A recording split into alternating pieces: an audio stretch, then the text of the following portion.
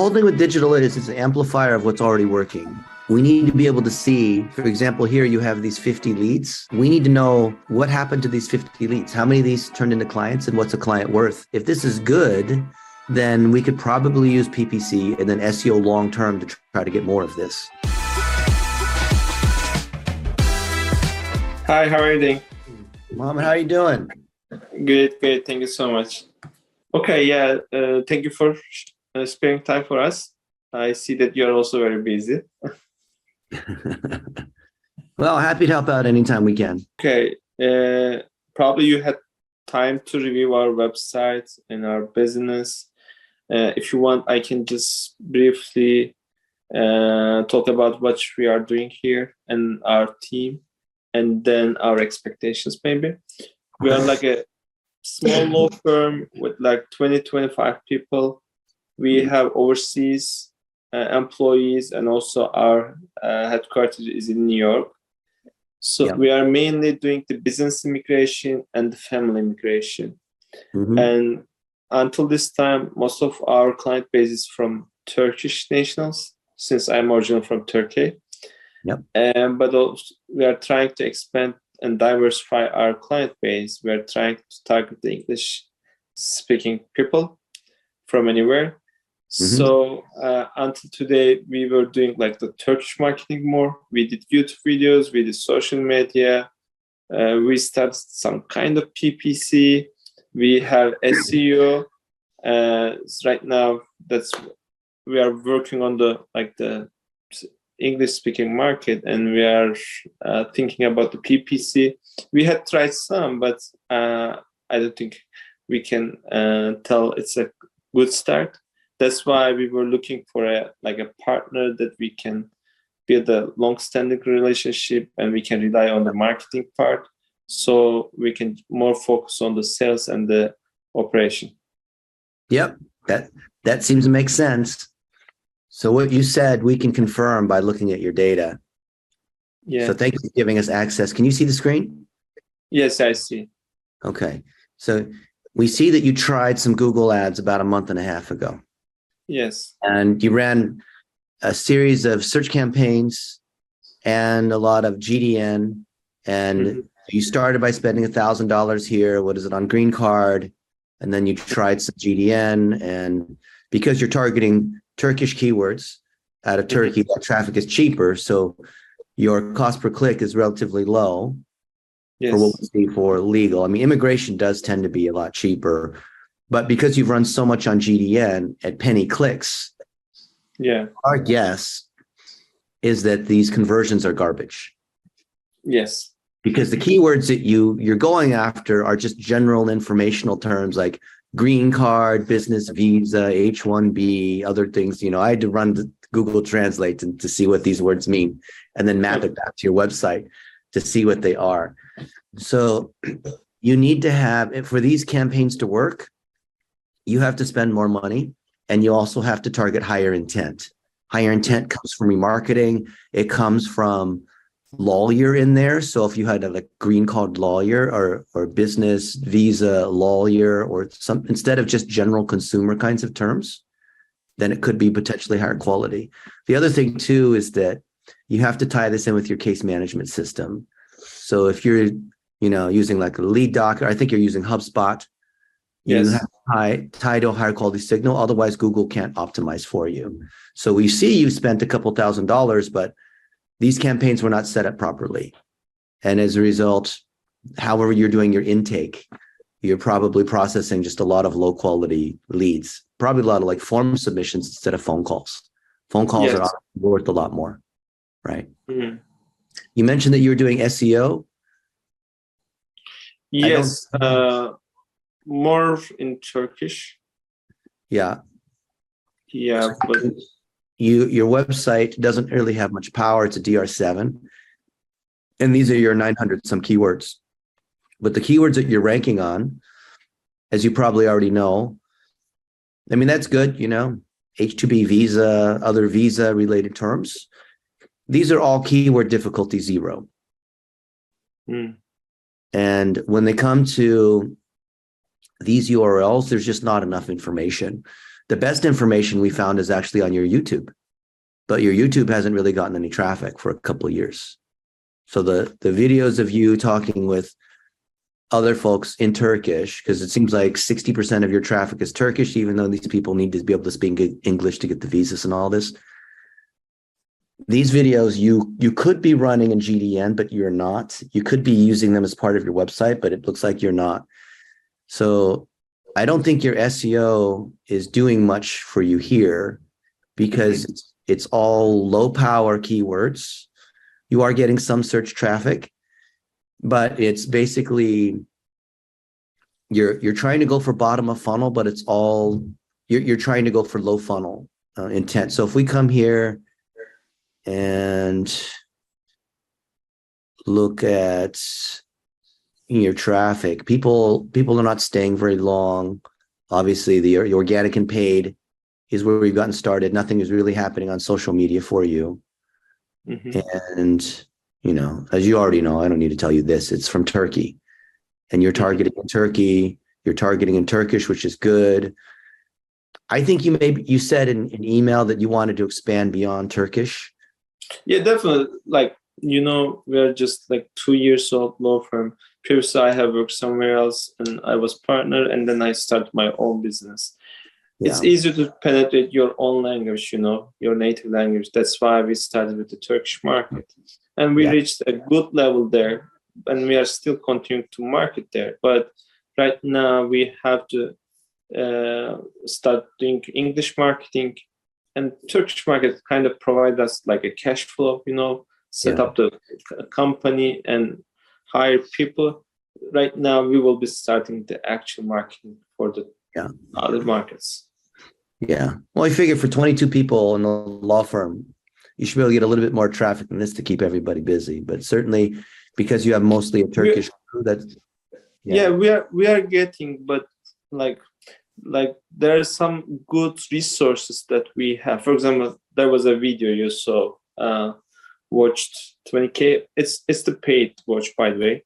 Most of normally it was 2K or 3K, but for example, for this type of marketing, conversion might be like 3%, 5%. But here, with that person, we got like 50%, 8% conversion, for example. That's how we reach this level. And we have like a good volume there, but there's a lot of room that we can discover. Yeah. That's I why agree. we need I think this is good. I think your YouTube is in some ways more powerful than your website because it has more content. And you just got to incorporate more of this. Now, some of these, 20 minutes long or whatnot, you've got to be able to edit them a little differently, or take these longer form pieces of content and chop them up into pieces. You're right. Someone who watches a 20-minute video, if they watch a 20-minute video, they've developed some trust and they're probably a high quality lead. But you have to be able to edit this into highlights, and also do things like fix your sound, right? The sound is not very good on these, and people don't want to watch a long time if the sound isn't good. Anyway, there's a lot of things that you can do on this. Yes. I think you need more of these videos. You've got to run these videos on social media and on search at the same time. If you're at the point, you might want to turn this into lead gen, where you're collecting emails, and then the email newsletter or series of emails educates people to the point where if they're interested in talking to an attorney, they can have a call. Did you check our Instagram? My Instagram? I think some of this was broken. Let's see. Yeah, your Instagram is, your LinkedIn and YouTube links are broken here, but I don't think you have a lot going on Instagram when we look. Yeah, so these are infographics. This is not going to help you. Yeah, I utilize my own name for the Turkish market. Okay. You can just search Muhammed Uzun.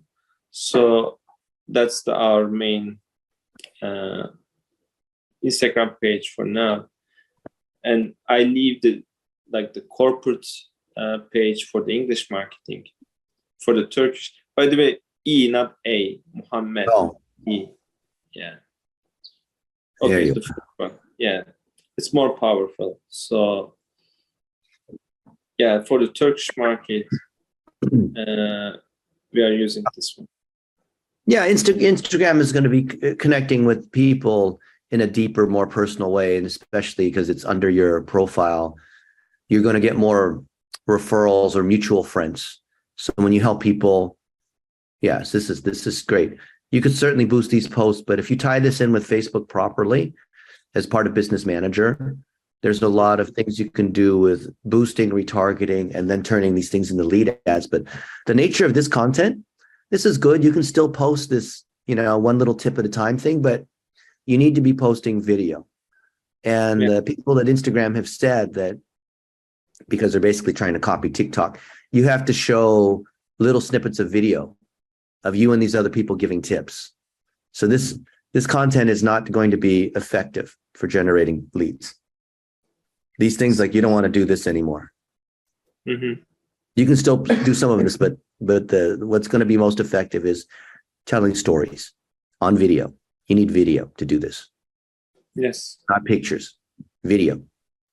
Yeah. So we just maybe few reels there. You can just click reels. Yeah, reels are great. Your ads, so Facebook lead ads that are off of TikTok is going to perform probably better than Instagram. Boosting YouTube videos, getting more shorts in here, which I don't think. Do you think it's good to boost the YouTube videos? I heard from some friends that paid marketing on the YouTube doesn't always good idea because it doesn't generate quality leads and it doesn't generate any engagements. For example, if you check that 20K watch video, there's not so much engagement. All those engagements are before the organic watched. Maybe we do something wrong. I don't know. Just wonder how you. So they are right, but they are also wrong when they say that. So it is true that when you have mid-funnel content, so YouTube is mid-funnel content. It's educating, right? So it's not directly selling. So if someone types in, Turkish immigration visa, business visa, EC1, whatever, H1B, green card, obviously that's higher intent because it's bottom of funnel. That is true. But in order for people to be qualified and for them to turn into leads, you have to have mid-funnel content, and your analytics shows that you don't have this. So as a result, your bounce rate is high. When people come to the website, you see that they're just not staying. So you're right. But the issue is you need to use the middle of the funnel and the bottom of the funnel in combination. So doing things like remarketing, which I don't think you're doing. I haven't seen this here in these campaigns. No, we don't. But the catch-22 is unless you bring in good quality traffic, remarketing doesn't matter. You're just spending more money against bad money. Okay, then what we need to do right now?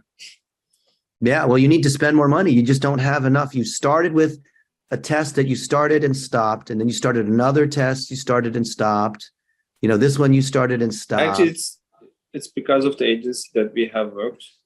We didn't really trust them, and also they didn't advise us anything that we need to do regarding the budget.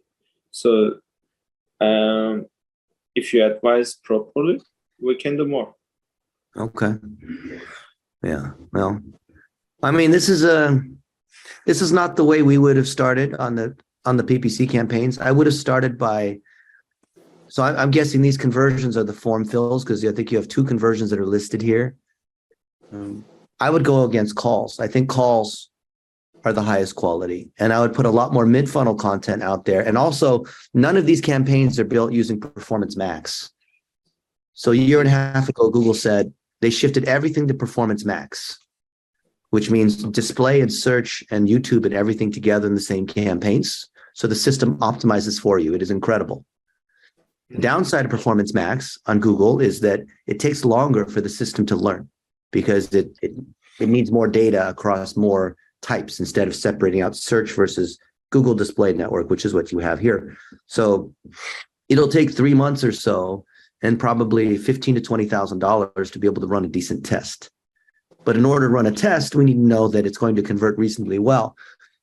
I don't see enough data here to give me a level of comfort where I feel like I know this is going to work really well, because the quality of what you're getting on organic search, as you can see here, is not really that good. You're not sticking these Yeah, people. I so think your conversions aren't being tracked as well. So I would love to spend money on PPC, but what I'd like to see is a strong signal of where we're already getting conversions, so then I know we can get more. So the website doesn't give me confidence that the digital is working. Until today, we did more Turkish one, and maybe we have tried just once for the family immigration. So our initial target is family immigration and EB1 nation test waiver in terms of the English-speaking market for now. And then we can expand our targets, but these are our initial target will be. And maybe we just did family immigration campaign just one time. And also we have a landing page for that. I don't know if you had time to review it. So probably you have more experience there, right? Instead of the Turkish market. So we can reach a good level maybe quicker there. And by the time we can rethink about the Turkish market. Yeah. Well, the whole thing with digital is it's an amplifier of what's already working. So we need to be able to see, for example, here you have these 50 leads. We need to know what happened to these 50 leads. How many of these turned into clients, and what's a client worth? If this is good, then we could probably use PPC and then SEO long-term to try to get more of this.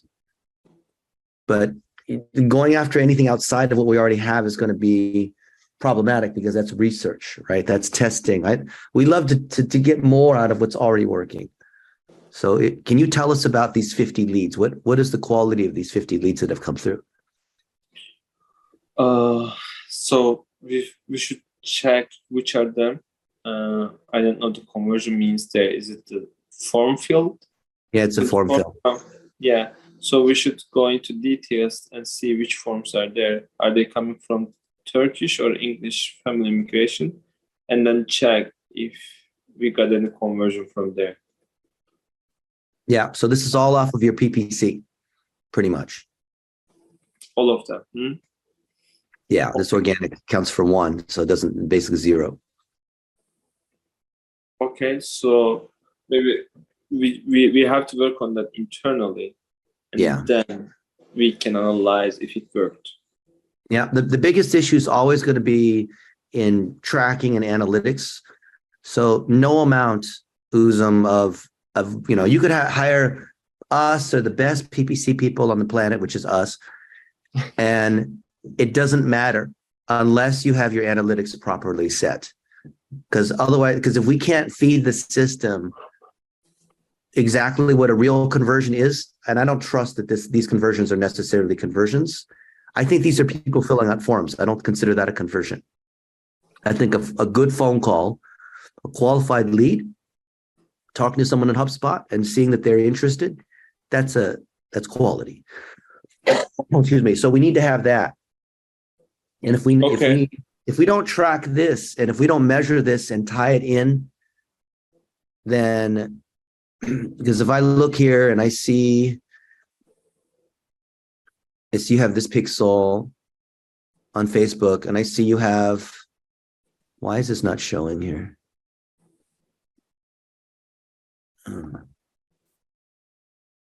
This is not the one I want. Come here. I was looking at your pixels yesterday. I don't know why this is not loading. The Google Tag Manager. Yeah.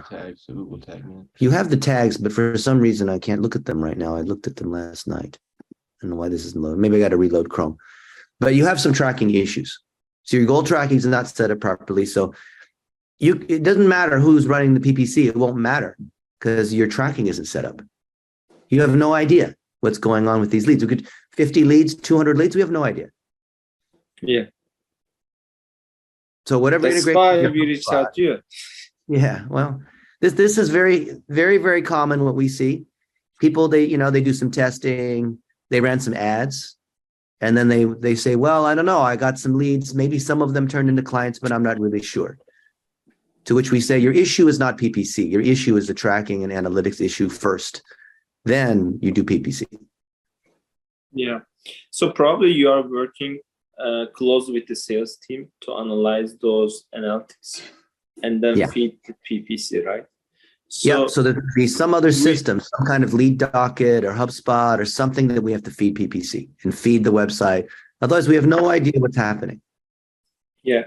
We recently hired a sales manager who is ex-Boundless and doing the family immigration sales. She's good. She just started 2 weeks ago. Okay. And currently she's focusing on a kind of lead platform. But when we have a good PPC here, so she can focus here and we can hire more there.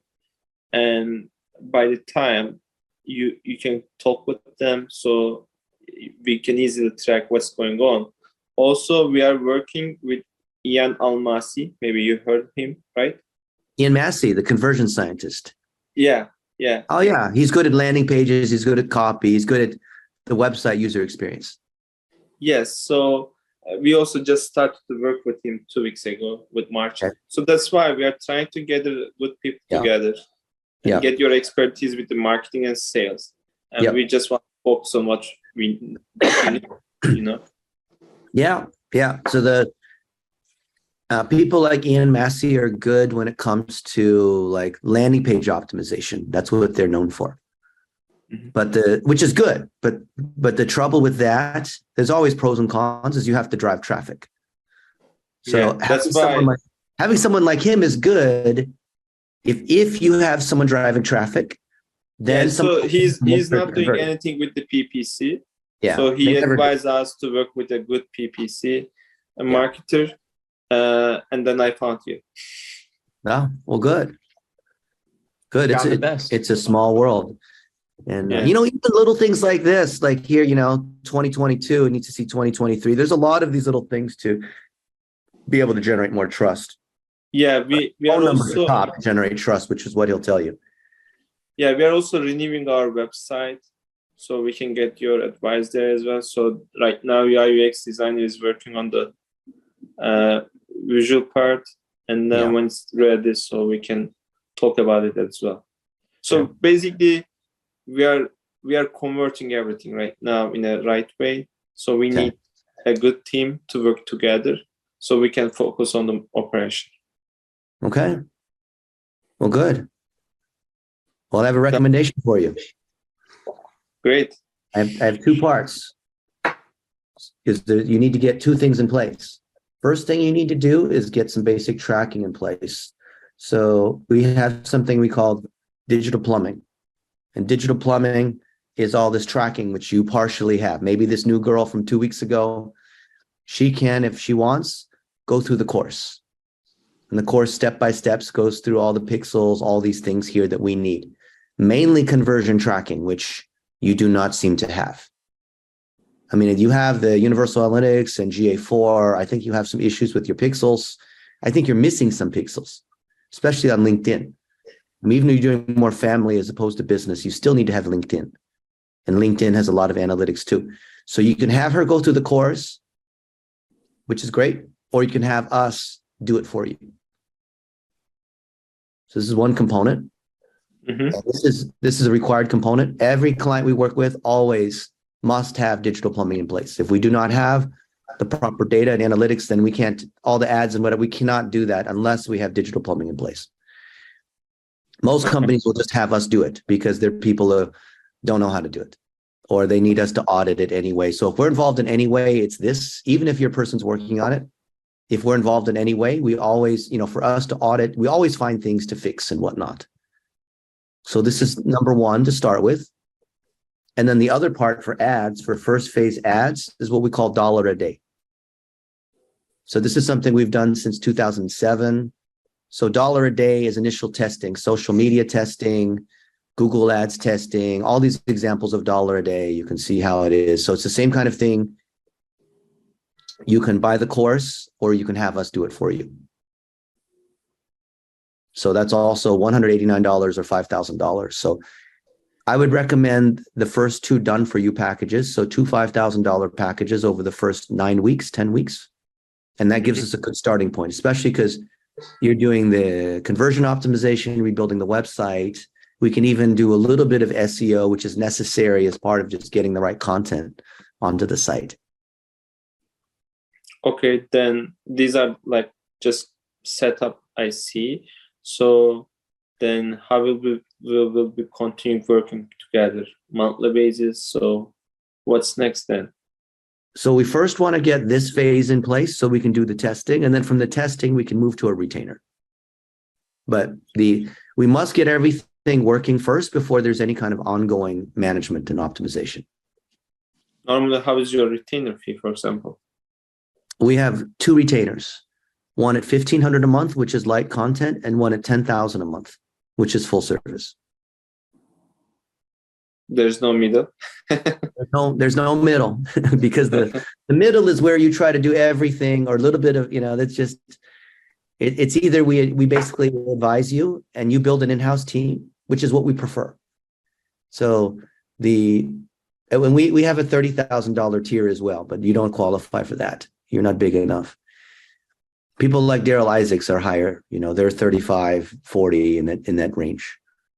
So what we want to do is get this first phase done for 10,000. Ideally, if everything works well and these other people do the part they're supposed to do, that'll be 3 months, 12 weeks or so in that range. And then it may be, and I'm going to guess here because we don't know, it depends on how well we do in this first phase or two. But then we might do the larger retainer for a few months until you build in-house expertise. And when you have people in-house, then we move to more of an advisory retainer. How the advisory retainer works?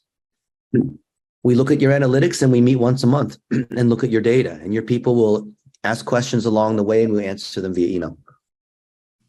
So what's the retainer fee for the advisory option? Well, the goal is to bring everything in-house. So we hope that once we go through these phases and we have these things we want to do, like with tracking or testing or whatnot, that you're going to hire other people to take over processes. So we're going to point out things to fix. Initially, we will fix them and we will do them. But we want you to bring people in-house because we don't speak Turkish. We are not immigration attorneys. You want to bring people in-house in your office. Maybe you have a larger virtual team, whatever it is. But we strongly believe, especially with legal, that you need to build your own team members. But often law firms don't want to do this because they just want to do law. No, we can do that. Right now we have people, but of course they have to get trained for the English-speaking market and benefit from your expertise. So, for example, like how many people we need normally, and which positions, like just PPC, SEO, web developer, so whatever the positions that we need. You're going to need three. You need three people. One People. person who's a content specialist who's processing video. We have a whole series of trainings on how to do this. One person who's an analytics person. So they'll have access to the academy. The academy has 135 courses in here. So, learn how to do content management, learn how to do SEO and PPC, learn how to do, like, this is $1 a day. This is the one I just told you, digital plumbing. Google My Business. We didn't even talk about this. Local search ads, which we need to do for you. We didn't talk about that. But all of these different courses. So 3 people, the content person, the ads person, and the analytics person. Okay, it's good to know. So we will be your team initially to get this done and work with the other consultants. And some law firms, they just, for whatever reason, they prefer to have us continue to do this every month. But our recommendation is that over time, you bring it in-house. It's just going to be stronger in-house with people who full-time just work for you. Okay. When you hire VAs, it's a great thing with VAs because VAs, they're affordable, and more important than being affordable is they're very loyal and they just stay working only on your stuff for years and years. Okay. When we have our own team, you said you'll turn to advisory retainer. So Yes. the average fee for the advisory retainer. That's the 1,500. That's for light advisory. So we're looking over your analytics. We have a monthly meeting. You prepare questions that you have or have email questions along the way. We track everything in Basecamp. It's the highest bang for the buck you can get, because you don't, in that case, when you have an in-house team, you don't need a bunch of other agencies, because anything that you need done should be governed by the courses and all the checklists inside these courses on how to do these things. Right? Okay. Great. Okay, so right now we have to digest what we have learned from you right now and discuss how to proceed, and also maybe talk with our marketing team and maybe share these feedbacks and courses so they can check if we can do something or if we should just get from you, and then we'll get back to you with the outcome. Sounds good. Well, appreciate you guys. We'll send you links to the 2 items. You take a look. If you want to take the courses yourselves or have us do it, we're happy either way. Okay, thank you so much.